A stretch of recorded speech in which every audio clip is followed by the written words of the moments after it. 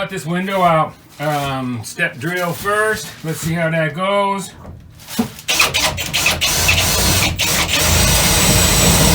Step drill's rad because it starts off a wee little lad and then it gets larger and larger, and then it's big enough hole to put your blade into, right?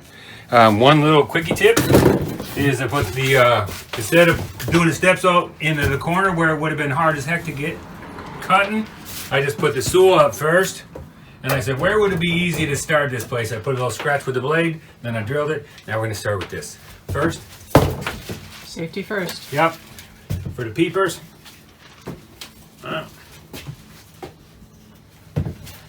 Here's a big tip. These things usually crush your head, right? And they're such a pain in the neck. The other day I took a torch, I put it on my knee, and I spread it out. Now they're nice and loose, and it feels like a dream. What? It feels like a dream. We're gonna try this fine blade first. We also have medium blades. We're gonna get our peepers right up on in it.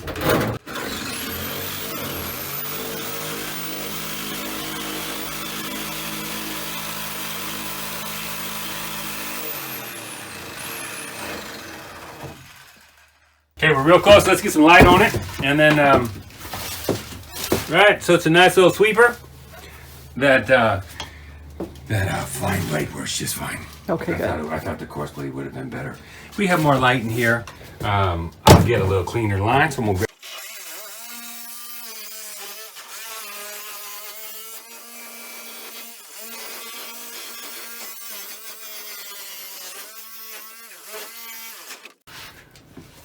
believe it or not, these kind of old school glasses work the best. There's the really sleek little brand new school kind, but you get shards underneath your eyes sometimes, so you gotta look like old grandpa for a minute, right, when you're doing this. Protection, baby. Protection is bueno. Okay, we came out about that far. Felt like a good hole.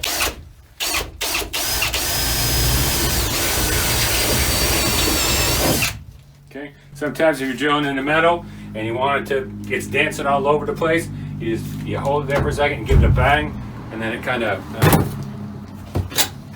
stays put.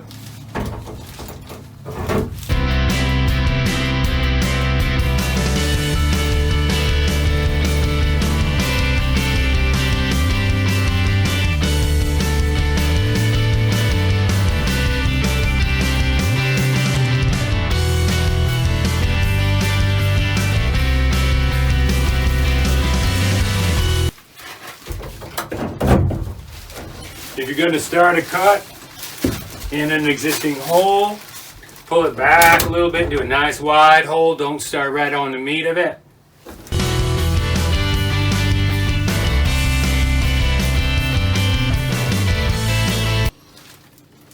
Yeah.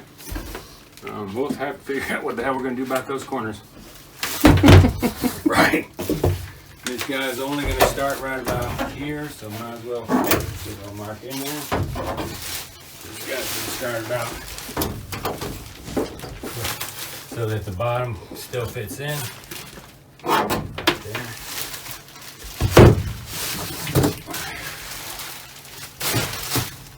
Again with the bump. Works better in wood. Okay.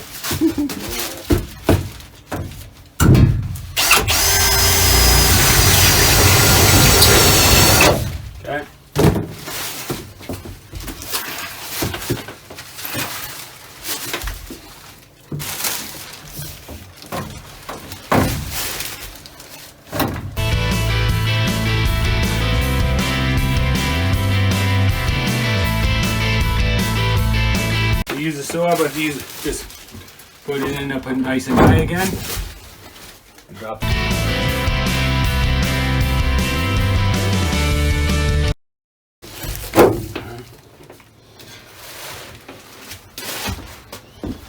A little ways off of the line, but they probably give us a little. I think a little smaller would be better. We can kind of grind it off otherwise. You drive? Yeah. Okay. I agree. Yeah. Okay. I agree. Grinders, smaller is better than bigger. Okay, I'm gonna come back to the top. I was liking it when you were holding it. Okay. Especially now with less of it there, right? I'm gonna try and come this way.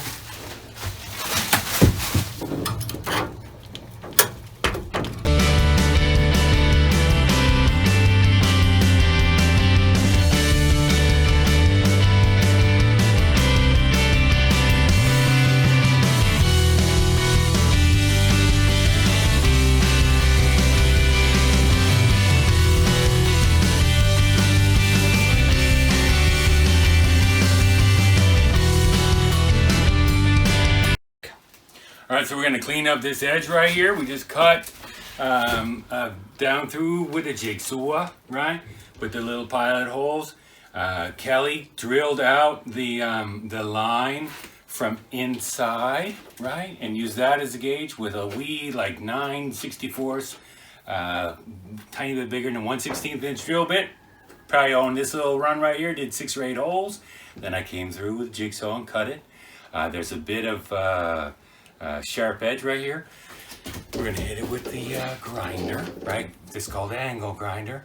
And if you get a little rubber head, then they can put little sanding pads on it. It's the bomb. Don't get the kind with all the little flappy edges. I don't care for those. They're wasteful and they don't work as well. This one, yesterday I was on the job site and I had 36 grit. Right?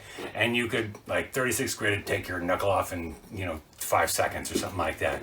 This is 80 grit, and it would take your knuckle off in 7 seconds or something like that. 80 grit is what I put on here. It's a nice new disc. And I'm just gonna come in here, and we're gonna soften up this edge a wee bit, so that when we do a dry fit. Kelly, do you want to show this little rat dog edge over here? See, that kind of got hit. Hopefully I can soften that. It's real hard to get a big ass grinder in there. Grinders are best for long runs, right? But we do have just a little hand file too if we have to do that. Right. We will. We'll clean it up a wee bit, yeah? Here's an eyes. Back having it again.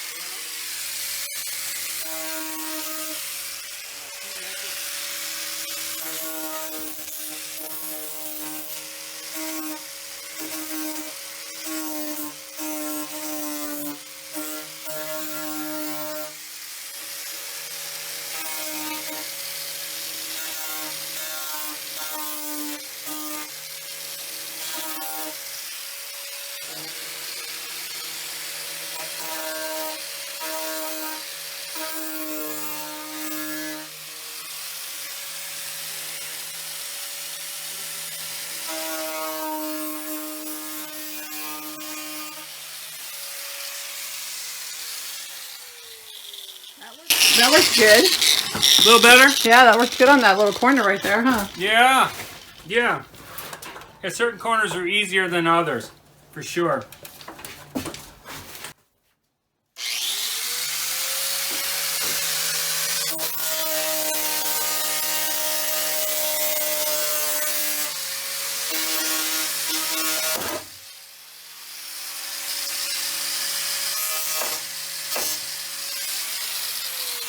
What's that?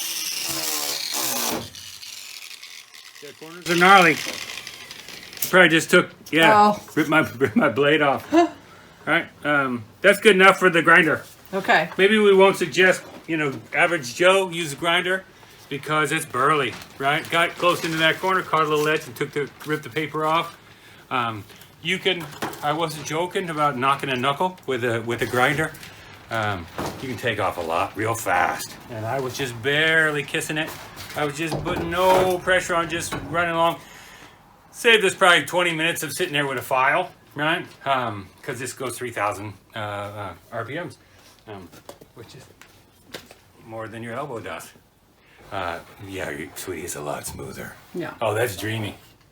Yeah. You didn't do the top though, right? We have to do that. I didn't do the top, but we'll do that with a file, super fine file probably. Okay, let's see what I got. And if you got a little rat tails are ones that are round, right? Rat tail file. Okay. Okay. We'll use what you got. Okay.